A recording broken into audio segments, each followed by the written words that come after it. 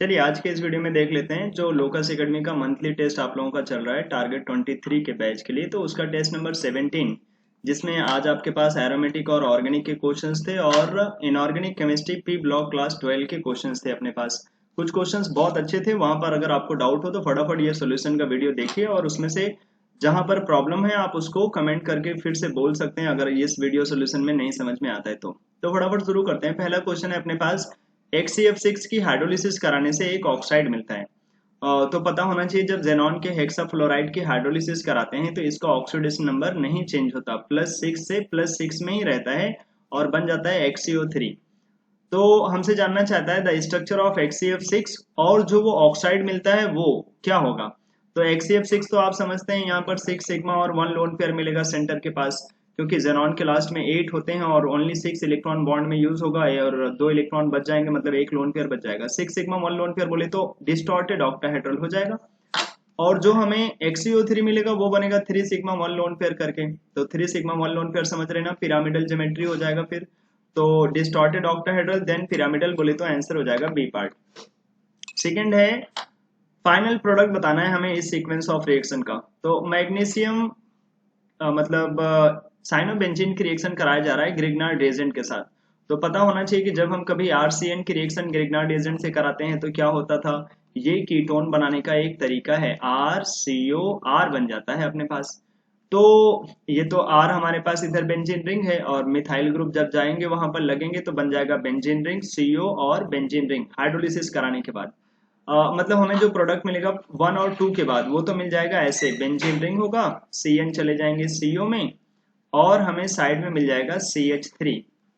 अब उसके बाद दिया जा रहा है NaOI, सोडियम हाइपो आयोडाइड।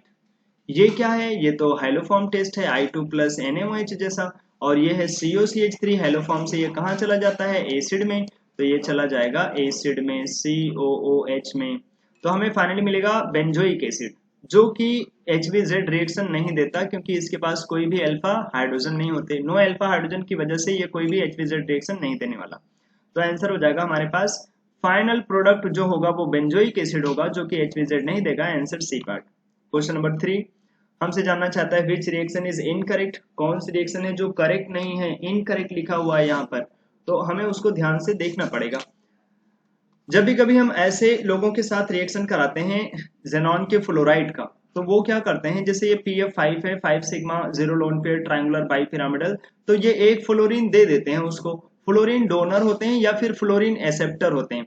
जब आप इसकी रिएक्शन कराओगे ना, जेनॉन के फ्लोराइड की रिएक्शन किसी मेटल हैलाइड के साथ, मेटल के साथ, मेटल का फ्लोराइड हो जैसे सोडियम का ऐसे, हाँ, या फिर अपने पास जब भी कभी ऐसे हाइड्राइड्स होंगे तो ले लेगा वो फ्लोरीन, तब वो मेटल पे प्लस आ जाएगा अपने पास और XCF3 ऐसे करके माइनस बनेंगे।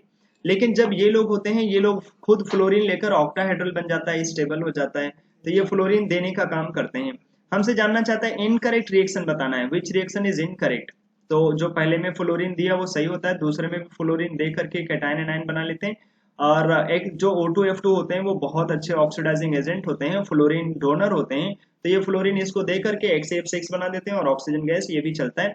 और जो सबसे लास्ट में है अपने पास जेनॉन के डाइफ्लोराइड की हाइड्रोलिसिस, ऐसा करने से क्या होता था, HF बन जाता है और ऑक्सीजन गैस, HF बन जाता है और ऑक्सीजन गैस, ये नहीं बनता भाई, OF2 नहीं, HF और ऑक्सीजन गैस होना चाहिए था, मतलब लास्ट वाली रिएक्शन गलत रिएक्शन है।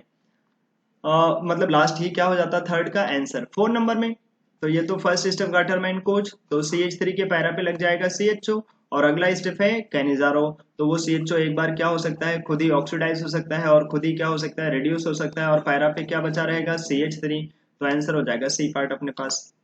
5 नंबर में reagents required for the following conversion is, benzene से जाना है मेटा डाइब्रोमो बेंजीन के पास। सोचिए मेटा डाइब्रोमो बेंजीन कैसे मिलेगा अपने पास। जब हम चाहते हैं मेटा डाइब्रोमोबेंजीन तो हमें यह ध्यान रखना होगा कि पहले जैसे हमने ब्रोमीन दे दिया, फिर नाइट्रेशन करोगे तो पैरा पे चला जाएगा, तो ऐसे लोग नहीं हेल्प करेंगे तुम्हें मेटा पे ब्रोमीन लाने में। ठीक है, क्योंकि ये ब्रोमीन तो पैरा डायरेक्टिंग हो जाता है, तो जैसे ब्रोमीन आएगा तो पैरा पे NO2 चला जाएगा, तो वो फिर पैरा पे Br बनेगा। जैसे पहले नाइट्रेशन करा लो फिर ब्रोमिनेशन, तो फिर क्या होगा, नाइट्रेशन कराने से NO2 लग जाएगा और NO2 मेटा डायरेक्टिंग होते हैं तो मेटा पे आके Br लग जाएंगे ऐसे। और अब इस NO2 का रिडक्शन करा लो तो NH2 हो जाएगा। फिर NaNO2HCl से N2 प्लस Cl माइनस, फिर CuBr करा लोगे तो गाटरमैन रिएक्शन से वो किस में कन्वर्ट हो जाएगा, सब Br में कन्वर्ट हो जाएगा। तो क्या सेकंड वाला करेक्ट रहेगा 5 का, बोलेंगे बिल्कुल 5 का जो आंसर होगा वो अपने पास सेकंड ऑप्शन हो जाएगा, बेंजीन से मेटाडाइब्रोमोबेंजीन। 6 number, consider the following reactions, और बेंजीन को दिया जा रहा है Cl2H9, ये होते हैं फ्री रेडिकल एडिशन रिएक्शन, क्योंकि यहाँ बेंजीन के सारे पाई बॉन्ड टूट जाते हैं और इसी पाई बॉन्ड पे एडिशन हो जाता है रेडिकल्स का। जब भी कभी H9 लिखते हैं तो क्या होता है, रेडिकल्स के थ्रू रिएक्शन होती है, और यहाँ तो पाई बॉन्ड टूट करके सब रेडिकल ऐड हो जाते हैं। हमसे जानना चाहता है एग्जाम्पल ऑफ इलेक्ट्रोफिलिक सब्स्टिट्यूशन, तो याद करिए AlCl3 हो तो पक्का ही होगा, और Br2Fe, ये भी Fe वही काम करता है, पहले FeBr3 बनाएगा और फिर वो Br प्लस जनरेट करने में मदद करता है। तो 2 3 4 होना चाहिए अपने पास, 2 3 4, इट मीन्स ऑल एक्सेप्ट 1, ये होते हैं अपने पास आंसर।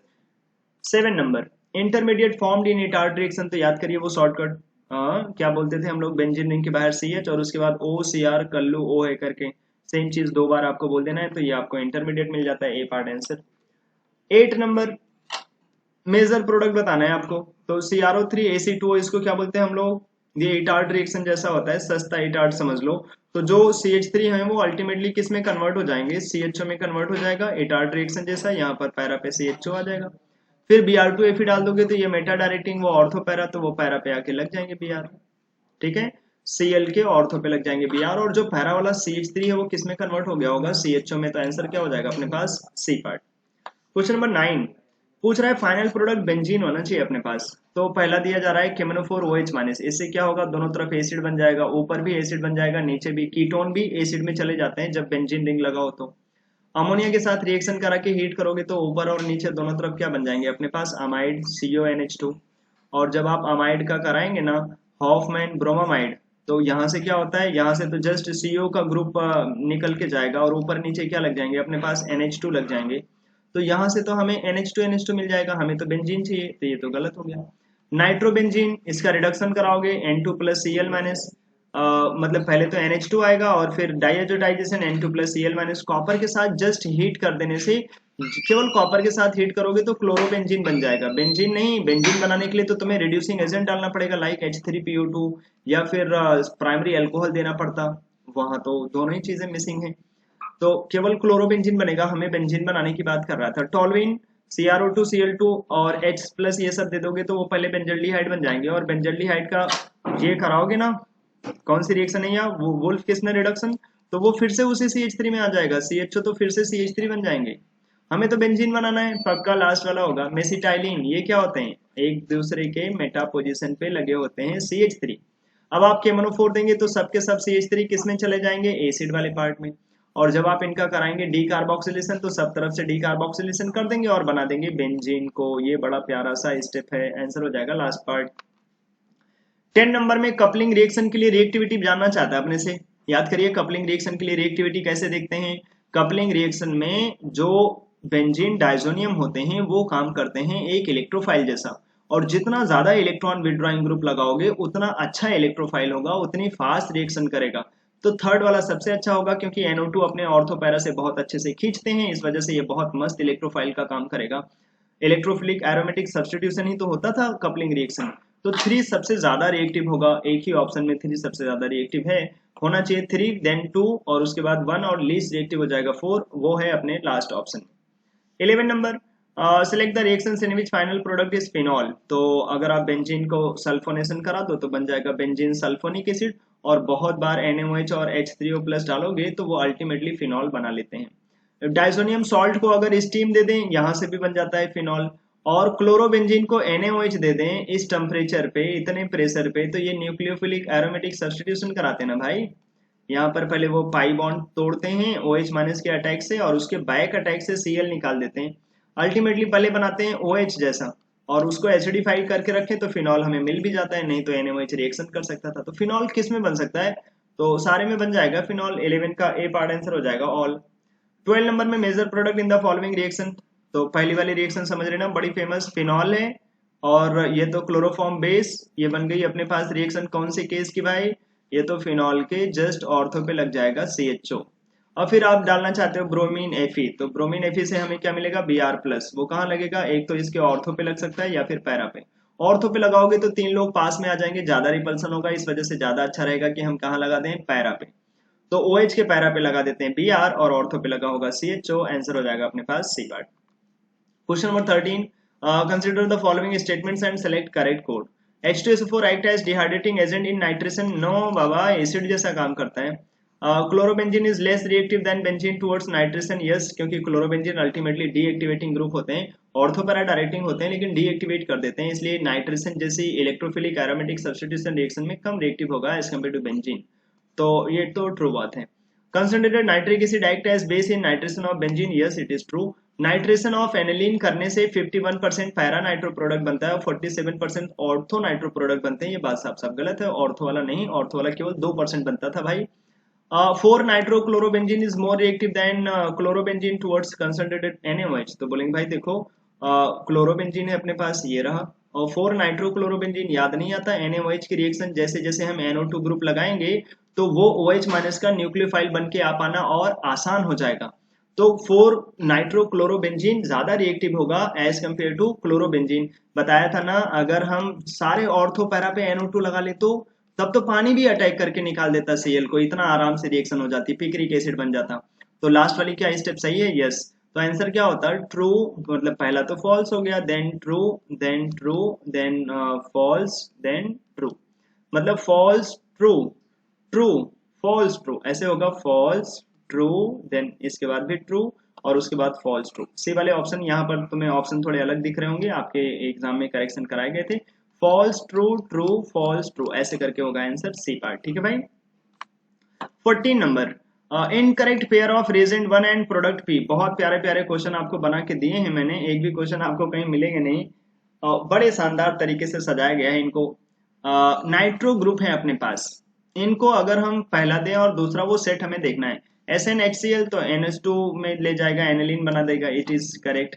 जिंक HCl, ये भी तो सेम बिहेवियर दिखाएगा भाई, यहाँ NH4Cl नहीं लिखा है, NH4Cl होता तो फिनाइल हाइड्रोक्सिलामीन बनाते, ये तो जस्ट HCl लिखा है, ये भी वही काम करेगा। इसको मेटल एसिड मतलब समझो, एनिलीन बनाना चाहिए था। ये बात जो सेकंड ऑप्शन लिखा है वो गलत है। अच्छा, H2 के साथ रिड्यूस कराओगे एनिलीन बन जाएगा, जी हाँ। और गाटरमैन कोच एल्डिहाइड कराओगे तो मेटा पे चला जाएगा ना CHO, क्योंकि ये मेटा डायरेक्टिंग है, तो मेटा नाइट्रोबेंजल्डिहाइड, क्योंकि इसके रिस्पेक्ट में तो ये मेटा होगा। ये बातें सही हैं, बस इनकरेक्ट हो जाएगा B part. 15 number, incorrect statement about intermediate obtained in cumene phenol process. तो ध्यान रखिए, क्यूमिन फिनॉल प्रोसेस में जो इंटरमीडिएट बनता था उसमें भाई CH3 होते थे और COOC नहीं, H होता था वहां पर। क्या बोलते थे इसको? क्यूमीन, एक तरफ क्यूमीन का पार्ट, एक तरफ हाइड्रोजन, क्यूमीन हाइड्रोजन पेरोक्साइड, ना कि COOC, ऐसा लिंकेज नहीं होता था। तो आंसर हो जाएगा हमारे पास, इनकरेक्ट पूछा था, लास्ट हो जाएगा।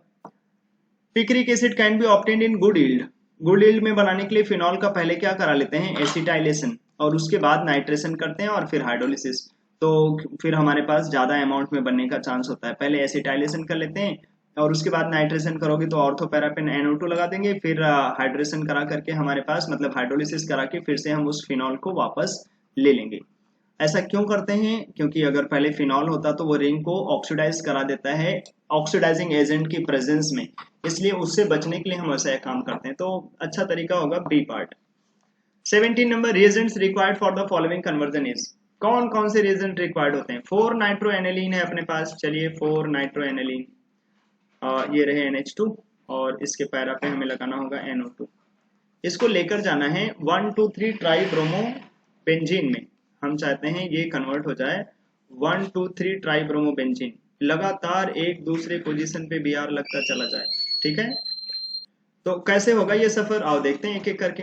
पहले वाले स्टेप में बोल रहा है पहले ब्रोमीन वाटर दे दो, तो इसके ऑर्थो पोजीशन पे Br लग जाएगा। उसके बाद NaNO2HCl, तो ये NaNO2HCl से N2 प्लस Cl माइनस में, फिर CuBr दे दो तो ये Br में कन्वर्ट हो जाएगा, यहाँ पर Br आ चुका होगा। ठीक है, SnHCl दे दो उसके बाद, तो ये रिड्यूस हो जाएगा NH2 में, फिर NaNO2HCl, फिर वो कन्वर्ट हो जाएगा N2 प्लस Cl माइनस में, और फिर रिड्यूसिंग एजेंट डाल देते, ये पूरा का पूरा बेंजीन में चला जाएगा। यस, तो बड़ी अच्छी बात है, पहले ही वाले ऑप्शन से हम ऐसा काम कर सकते हैं, तो और आगे ऑप्शन देखने की क्या जरूरत। ठीक है। 18 number, in which of the following reactions obtained product will give positive silver mirror test.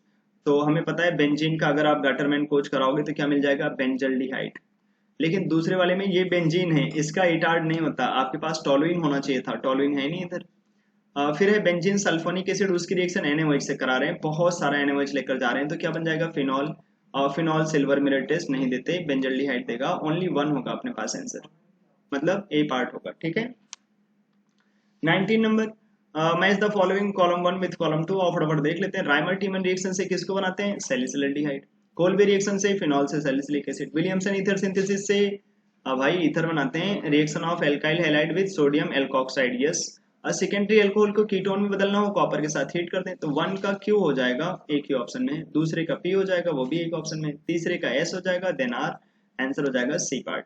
Question number 20, खूब सारा ब्रोमीन डाल दो। अच्छा यहाँ पे तुम्हें कंफ्यूजन नहीं होना चाहिए, खूब सारा ब्रोमीन बोला है ना, इसका मतलब आप खूब सारे Br+ ले जाइए, ऑर्थो और पैरा सब जगह पे लगा दीजिए, और कौन सी गैस निकल जाएगी इधर से, SO3 गैस। ऑर्थो पैरा पे खूब सारे ब्रोमीन लगा देने, आंसर बन जाएगा ये part. Question number 21, primary aliphatic amine, ये क्या होते हैं, एल्काइल, जो RNH2 होते हैं। Reacts with HNO2 to give unstable diazonium salt, तो जब आप इसके HNO2 से रिएक्शन कराएंगे तो वो बना लेता है N2+Cl-, जो वहां पर तो R होते हैं, एल्काइल ग्रुप तो इंडक्टिव इफेक्ट शो करते हैं, इसकी वजह से ये N2 बहुत आराम से निकल जाता है, और हमारे पास कार्बोकेटाइन बनता है, और फाइनल प्रोडक्ट एल्कोहल होता है, क्योंकि ये हाईली अनस्टेबल होते हैं अपने पास। तो पहला वाला स्टेटमेंट जो बोला है वो क्या करेक्ट है, यस। सेकेंड स्टेटमेंट है, primary aromatic amines reacts with HNO2 to form diazonium salt which are stable even above 300 Kelvin, नहीं डायजोनियम सॉल्ट 300 केल्विन पे नहीं, बस स्टेबल होते हैं 0 से 5 डिग्री सेल्सियस पे, तो फर्स्ट तो ट्रू है, सेकंड वन इज फॉल्स, तो स्टेटमेंट हमारे पास first true second false, C part answer हो जाएगा। 22 number, pair of non benzenoid, पहले तो आप कंफ्यूजन दूर करिए भाई, नॉन बेंजोनाइट का मतलब ये नहीं होता नॉन एरोमेटिक, नॉन बेंजोनाइट का मतलब होता है एरोमेटिक होना चाहिए, एरोमेटिक होना चाहिए सबसे पहले तो, लेकिन उसके पास बेंजीन नहीं होना चाहिए, विदाउट बेंजीन। बेंजीन लेकर एरोमेटिक होगा तो क्या बोलते हैं, बेंजीनोइड। विदाउट बेंजीन अगर एरोमेटिक हुआ तो उसको बोलते हैं नॉन बेंजीनोइड। जैसे यहाँ पर बेंजीन का पार्ट है तो ये बेंजीनोइड हो गया, लेकिन जैसे ये तो सब एरोमेटिक ही नहीं है, ठीक है, इस वजह से तो ये तो होगा नहीं, ये एंटी एरोमेटिक है, ये भी नहीं होगा, ये दोनों एरोमेटिक हैं और लेकिन बेंजीन रिंग नहीं है, इस वजह से क्या हो जाएगा, नॉन बेंजीनोइड, ठीक है। तो 22 का आंसर बन जाएगा बी पार्ट। नेक्स्ट क्वेश्चन है अपने पास, क्वेश्चन नंबर 23, हमसे बोल रहा है प्राइमरी अमीन नहीं बना सकते, primary amine can not be obtained by, कहां से नहीं बना सकते, कार्बिल अमीन रिएक्शन से नहीं बना सकते, क्योंकि कार्बिल अमीन रिएक्शन में क्या बनता है, RNC। गैब्रियल थैलीमाइड से कराते तो क्या बनता, RNH2, वहां तो बना सकते हैं प्राइमरी अमीन। हॉफमैन ब्रोमाइड में भी तो प्राइमरी अमीन बनाते हैं, CO ग्रुप गायब हो जाता है, और अगर आप CO का रिडक्शन करा दो, अमाइड का रिडक्शन करा दो लिथियम एल्युमिनियम हाइड्राइड से, एसिड और अमाइड दोनों का रिडक्शन करने से क्या मिलता है, COCH2 में चला जाता है, NH2 में आ जाएगा ऐसे, तो सी पार्ट करेक्ट हो जाएगा अपने पास, मतलब यहाँ पे नहीं बनता, यहाँ तो एल्काइल आइसोसाइनाइड बनाते हैं भाई। 24 नंबर बोल रहा है, in Friedel Crafts alkylation besides AlCl3 the other reactants are, AlCl3 को छोड़ करके और क्या होता है अपने पास, तो एल्काइल हैलाइड होना चाहिए, बेंजीन रिंग होना चाहिए, तो C part last part answer हो जाएगा अपने पास। एसिड हैलाइड तो एसाइलेशन में हो जाएगा, हमें तो चाहिए एल्काइलेशन, तो उसके लिए हमें एसिड हैलाइड नहीं एल्काइल क्लोराइड चाहिए था, फिर benzene ring. 25 number, normal heptane है अपने पास, उसको हम दे रहे Cr2O3 Al2O3 और 600 डिग्री सेल्सियस हीट, इससे क्या हो जाएगा, वो हेप्टेन टोलुइन में कन्वर्ट हो जाएगा, अगर ये हेक्सेन होता तो बेंजीन बन जाता, अगर ये हेप्टेन है तो बेंजीन नहीं टोलुइन बना देंगे, एक एक्स्ट्रा कार्बन। KMnO4 दोगे तो जो बाहर CH3 है वो कहाँ चला जाएगा, एसिड में कन्वर्ट हो जाएगा, और फिर Br2Fe दोगे तो एसिड तो मेटा डायरेक्टिंग होते हैं, तो मेटा पे Br लग जाएगा, तो साफ साफ है मेटा पे Br, या ऐसे बोलो 3 ब्रोमो बेंजोइक एसिड, मतलब आप यहाँ से नंबरिंग दे सकते हैं 1 2 3, 3 ब्रोमो बेंजोइक एसिड बन जाएगा अपने पास। 26 नंबर, बहुत प्यारा क्वेश्चन है अपने पास, ये सेट में हमसे पूछ रहा है फाइनली क्या मिलेगा आपको, तो NaNO2HCl, पहले तो यहाँ से क्या होगा, वो N2+Cl- में कन्वर्ट हो जाएगा, अगली सैंड में रिएक्शन तो वहां से हटके Cn लग जाएगा, और फिर H2Ni से रिएक्शन कराओगे तो वो कन्वर्ट हो जाएगा Cn कहाँ पर, CH2NH2 में, CH2NH2 में। और याद करिए ये अभी बेंजीन रिंग के पास नहीं है NH2, ये नॉर्मल एल्काइल अमीन हो गया, इसका अगर आप HNO2 से रिएक्शन कराएंगे तो ये आपको बना के दे जाएगा एल्कोहल, क्या बना के देगा भाई, एल्कोहल, ना कि डाइजोनियम सॉल्ट, तो एल्कोहल मिलेगा, बेंजाइल एल्कोहल, ए पार्ट आंसर हो जाएगा अपने पास।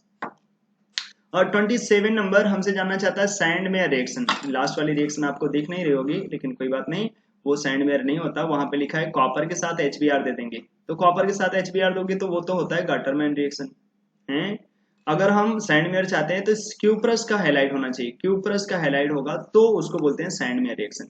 अब आप क्यूप्रस के क्लोराइड भी ले जा सकते थे, क्यूप्रस के ब्रोमाइड भी ले जा सकते हैं, क्यूप्रस का साइनाइड भी ले जा सकते हैं। तो आंसर हो जाएगा C part. Question number 28, matching कराना है अपने को। गैब्रियल सिंथेसिस, उससे क्या बनाते हैं, गैब्रियल थैलीमाइड सिंथेसिस भाई प्राइमरी अमीन बनाते हैं। कोल्बे रिएक्शन, कोल्बे रिएक्शन से सैलिसिलिक एसिड, अभी थोड़ी देर पहले भी मैच करा। विलियमसन ईथर से ईथर बना लेते हैं। गाटरमैन कोच से बेंजल्डिहाइड बना लेते हैं। तो पहले का P का हो जाएगा 3 से मैचिंग हो जाएगा, Q का हो जाएगा 4 से मैचिंग, तो 3 देन 4, और उसके बाद तो फिर हम समझ रहे हैं कि 3 का हो जाएगा 2 और उसके बाद 1, तो 3 4 2 1 लास्ट पार्ट आंसर हो जाएगा अपने पास। Question number 29, consider the following statements and select correct code. Carbonyl compounds gives positive aqueous sodium bisulfite test. Yes, all carbonyl compounds are soluble in sodium bisulfite.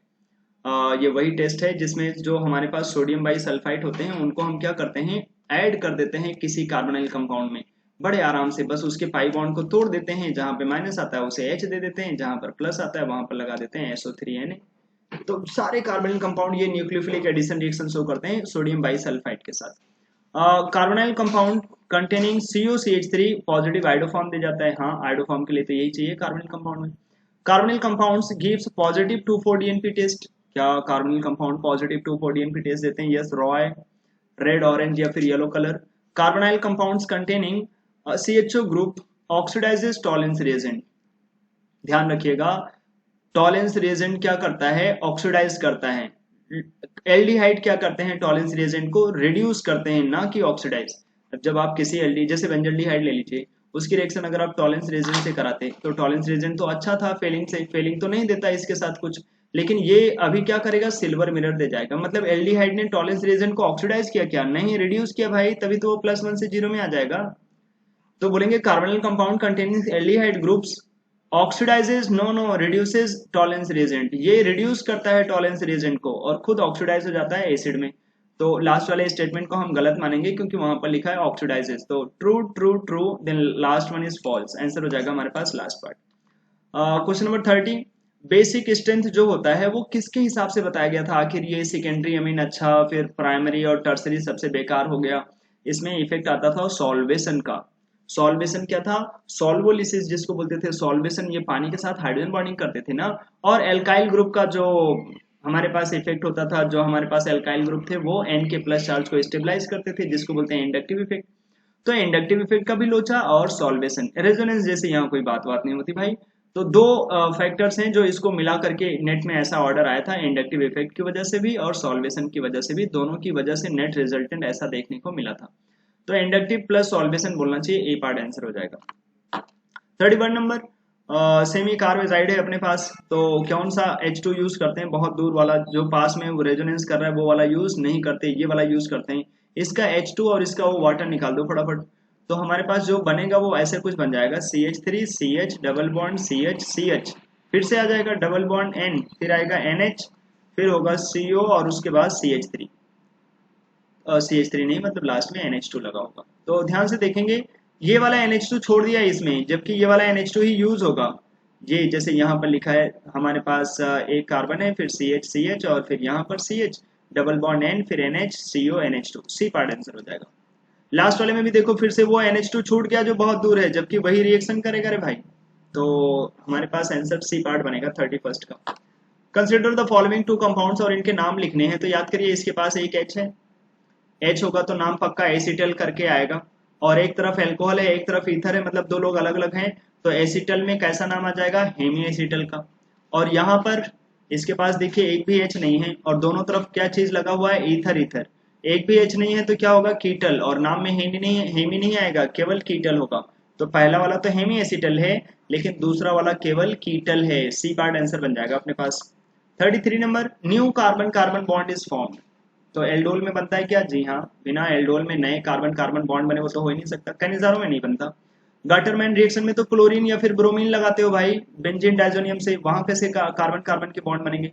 लेकिन गाटरमैन कोच में तो बनता है, क्योंकि तुम बेंजीन से क्या बना लेते हैं, बेंजल्डिहाइड, वहां तो बनते हैं अपने पास कार्बन कार्बन के बॉन्ड। हाँ, और लास्ट है राइमर-टीमन रिएक्शन, राइमर-टीमन रिएक्शन में नहीं बनाते क्या, फिनॉल की रिएक्शन जब तुम कराते हो क्लोरोफॉर्म बेस के साथ, तो वो नया एल्डिहाइड आता है जब, तो क्या वो कार्बन कार्बन का बॉन्ड नहीं है? कार्बन कार्बन का ही तो नया बॉन्ड है, तो बोलेंगे इसमें भी बनता है। तो कार्बन कार्बन के बॉन्ड एल्डोल में बनते हैं, गाटरमैन कोच में बनते हैं, राइमाटीमन में बनते हैं। 1 4 5 बोले तो आंसर ए पार्ट हो जाएगा अपने पास।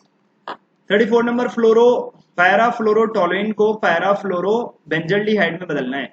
आइए पहले इनको बना लेते हैं। पैरा पे फ्लोरो लगा होना चाहिए और टोलुइन है तो मतलब ये CH3 और पैरा पे फ्लोरो, इसको बदलना है। फ्लोरो वहीं लगा होना चाहिए, बस जो CH3 है उसको बदलना है CHO में। कैसे होगा? विच of the following reagent can be use for this?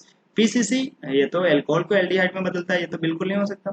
अच्छा, हमसे पूछ रहा है विच of the following reagent can not be used, तो PCC नहीं यूज कर सकते भाई ऐसे काम करने के लिए, तो ये पार्ट आंसर हो जाएगा अपने पास। CrO3 in presence of acetic anhydride then water, ये तो सस्ता इटार्ड, ये बदल देगा। और अगली रिएक्शन है CrO2Cl2, ये तो इटार्ड रिएक्शन, ये भी बदल देगा CH3 को CHO में।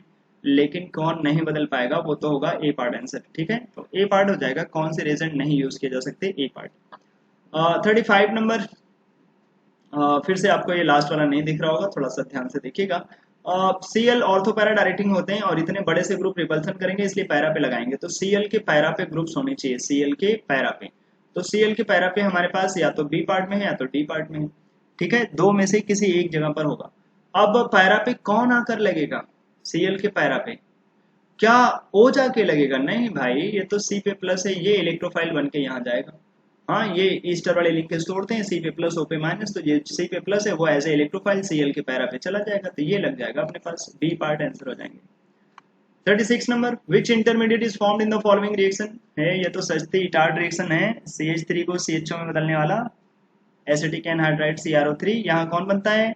CH के पास OCOCH3 whole twice, last part answer हो जाएगा OCOCH3 होल ट्वाइस करके। इनकरेक्ट अबाउट प्रोपियोफिनोन, ये कौन से फिनोन होते हैं? एसिटोफिनोन सुना था तुमने, प्रोपियोफिनोन थोड़ा सा गेस करो कैसा होना चाहिए? कुछ ऐसा होना चाहिए, बेंजीन रिंग लगा हो, CO और 3 कार्बन का बना हो कीटोन, बस CH3 CH2 CO। तो बोल रहा है अगर हम उसको N2H4 KOH दे जाए तो बिल्कुल वो CHO में बदल देगा उसको, वोल्फ किस्नर रिडक्शन, ये बन जाएगा। अगला बोल रहा है कि अगर हम उसको NaOI दे जाएं तो एसिड बना देगा क्या? नहीं, ये हेलो फॉर्म नहीं दे सकता भाई, इसलिए बी पार्ट आंसर हो जाएगा, क्योंकि ये तो हेलो फॉर्म दे ही नहीं सकता। COCH3 होना चाहिए था ना उसके पास, एसिटोफिनोन होना चाहिए था उसके लिए। P gives beta hydroxy carbonyl compound with alkali, जी हाँ, इसके पास अल्फा H है तो एल्डोल करा सकता है। P gives orange colour with 2,4-DNP, ketone orange colour दे ही जाएंगे 2,4-DNP के साथ, ये बिल्कुल पॉजिटिव टेस्ट होगा। तो क्या नहीं सही है? इनकरेक्ट क्या है? तो बोलेंगे बी पार्ट इनकरेक्ट। 38 नंबर, ध्यान रखना क्वेश्चन बड़ा अच्छा है, पूछ रहा है कार्बन का ऑक्सीडेशन नंबर बताना, यहाँ नहीं, जो इंटरमीडिएट बनता है वहां पर। तो ये तो इटार्ड रिएक्शन है, इंटरमीडिएट तो एक क्वेश्चन अभी थोड़ी देर पहले भी था। इटार्ड रिएक्शन में कैसा इंटरमीडिएट बनाते हैं? C, यहाँ पर तो एक H बचा लेते हैं और इसके पास चला जाता है OCrCl2 OH करके, ऐसे तो था, एक तरफ और आ जाता है अपने पास OCr और एक तरफ Cl, नीचे भी Cl और OH। तो C O पे माइनस माइनस होगा और C पे प्लस प्लस होगा और H पे प्लस और C पे माइनस, तो नेट में कार्बन का ऑक्सीडेशन नंबर कितना हो जाएगा? +1। तो कार्बन है +1 में, इतने से ही आंसर आ जाएगा। और जो क्रोमियम होते हैं वो कितने में होते हैं? +4 में। अगर बस कार्बन का सही से निकाल लो तो आंसर आ जाएगा B part. 39 number, reagent and product in Gattermann Koch. तो रेजेंट तो ऐसे यूज करते हैं NH2ClCl3, लेकिन प्रोडक्ट में C6H11 नहीं होता, ये तो मतलब बेंजीन जैसा होना चाहिए ना, C6H5 जैसा, बेंजीन से एक H हटाओगे तो C6H5 होना चाहिए। COHCl एनहाइड्रस CuCl चलेगा, AlCl3 की जगह पर CuCl भी चलेगा, और उसके बाद जो बेंजीन से H हटेगा वहां CHO आ जाएगा, बिल्कुल सी पार्ट हो जाएगा answer. Question number 40, order of reactivity towards electrophilic aromatic substitution reaction. Ring में ज्यादा इलेक्ट्रॉन होगा तो इलेक्ट्रोफिलिक एरोमेटिक सब्स्टिट्यूशन भी ज्यादा होगा, तो सबसे ज्यादा इलेक्ट्रॉन कहाँ मिलेगा? बेंजीन में, तो 3 तो मोस्ट रिएक्टिव होगा। उसके बाद कौन होगा? क्लोरोबेंजीन, क्योंकि कम से कम ये ऑर्थो पैरा डायरेक्टिंग था, रिंग को इलेक्ट्रॉन देता है, केवल डीएक्टिवेट नहीं करता। डीएक्टिवेटिंग है ये, लेकिन ओनली डीएक्टिवेट नहीं करता, अपने लोन पेयर से थोड़ा सा एक्टिवेट भी करता है, इसलिए 3 के बाद 1। और 2 4 में तो 4 ज्यादा रिएक्टिव होना चाहिए देन 2, क्योंकि एक्टिवेटिंग तो डीएक्टिवेटिंग तो दोनों ही है, लेकिन यहाँ एल्काइल ग्रुप है तो थोड़ा सा कम डीएक्टिवेटिंग ग्रुप होगा, तो 3 1 4 2 करके होना चाहिए, आंसर हो जाएगा ए पार्ट। अगर 4 2 नहीं भी देख पाते तब भी आप 3 1 तो देखिए, एक ही ऑप्शन में है 3 1। 41 नंबर, ब्राउन रिंग टेस्ट। क्या बात है, इनऑर्गेनिक केमिस्ट्री के बहुत अच्छे अच्छे क्वेश्चन थे, आपको ध्यान से देखना चाहिए इधर। फेरस जो होता है वो नाइट्रेट को रिड्यूस करता है NO में, जी हाँ, ब्राउन रिंग टेस्ट जब कराते हैं तो फेरस यूज करते हैं ना। फेरस सल्फेट यूज करते हैं, नाइट्रेट आयंस क्या करते हैं, और मतलब ये ऐसे तो नाइट्रेट्स इसको ऑक्सीडाइज करते हैं, तो ये उसको क्या करता है, रिड्यूस करता है, कहाँ, एनो में, वही एनो जो बनता है उसके साथ ही तो कंबाइन होकर के ब्राउन रिंग बनाता है, जिसका फॉर्मूला होना चाहिए FeH2O5NO2 प्लस होना चाहिए, +1 नहीं, SO4 होता है ना लास्ट में, इसलिए बी पार्ट गलत हो जाएगा। ऑप्शन तो मैंने आसान दे दिए, इसलिए बी पार्ट तुम पकड़ लोगे। सी वाला, the test is carried out by adding ferrous sulphate to an aqueous solution containing nitrate ion, yes. In brown coloured complex the oxidation state of iron is +1, ये भी सही होता है, क्योंकि आप ओवरऑल निकालोगे तो आयरन को x मानना पड़ेगा, 5 इंटू 0 मानना पड़ेगा वाटर के लिए, NO पे +1 और ओवरऑल +2, तो x निकालोगे तो आ जाएगा 1। मतलब करेक्ट आंसर हो जाएगा अपने पास B part. 42 number, incorrect option is, reducing power hydride में नीचे बढ़ता है, पहला वाला गलत है, बस यही आंसर हो जाएगा। फिर बेसिक स्ट्रेंथ ऊपर बढ़ता है, यस।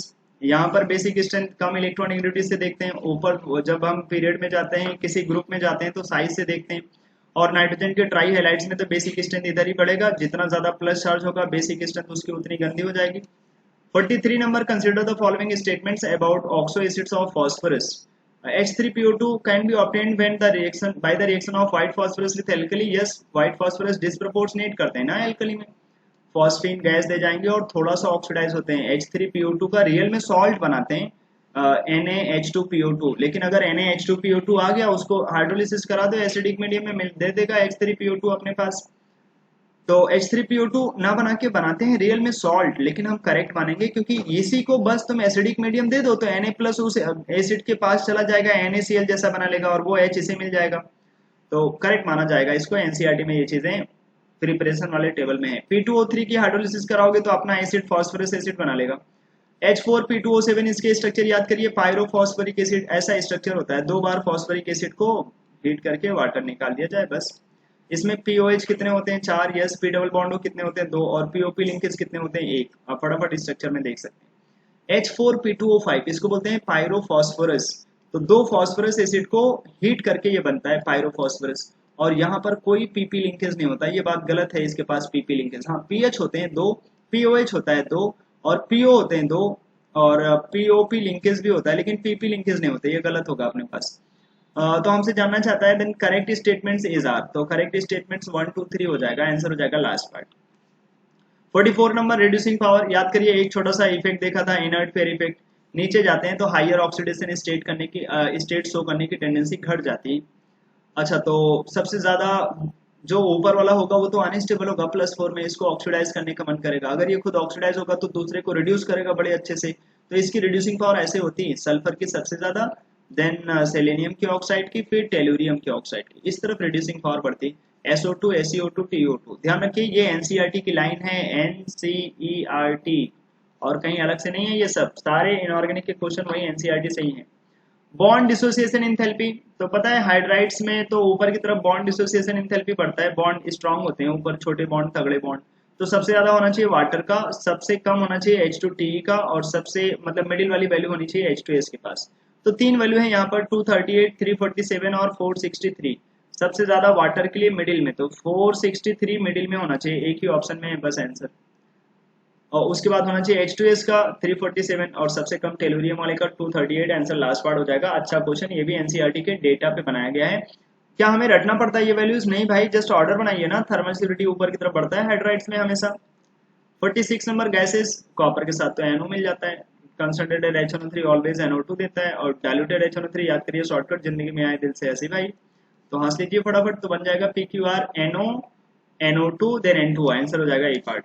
क्वेश्चन नंबर 47, V2O5 किस प्रोसेस में कैटलिस्ट होता है, कांटेक्ट प्रोसेस में देखो और फटाफट आंसर देकर भागो।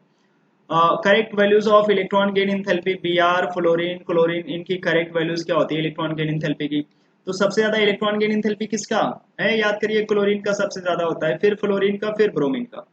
तो सबसे पहले जो वैल्यूज होंगी वो तो मिनिमम होनी चाहिए, मिनिमम होनी चाहिए, कहाँ पर देखो मिनिमम है 325 मिनिमम है, तो सबसे पहले मिनिमम, क्योंकि वहां ब्रोमीन पहले लिखा है ना भाई।